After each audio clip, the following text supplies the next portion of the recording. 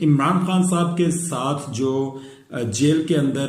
रवैया रखा गया, इमरान खान साहब ने अपनी सिस्टर हलीमा खान को और उसके साथ साथ जो वकला टीम की उनके साथ मुलाकात हुई है, जिसमें सुलेमान अकरम राजा साहब की मुलाकात हुई है और फैसल चौधरी साहब की मुलाकात हुई है, जहां पर इमरान खान साहब ने उनकी सुलह भी आपस में जफ्फी डलवाई है, यानी कि गले मिलवाया दोनों को आपस में और एक सुलह करवाई है उनकी कि जो हमारी पीटीआई जमात है वो दो लख्त नहीं होनी चाहिए, हम तमाम लोग एक पेज पर होने चाहिए। इमरान खान साहब ने अपने माइंड गेम को खेलते हुए इस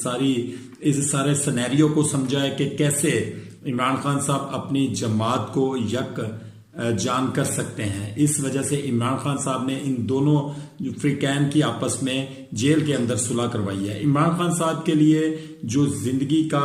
टाइम इमरान खान साहब ने ये 1 साल 2 महीने गुजारे हैं, इस 1 साल 2 महीने के अंदर नो डाउट इमरान खान साहब के साथ जुल्म, बर्बरियत और फस्तायत बहुत ज्यादा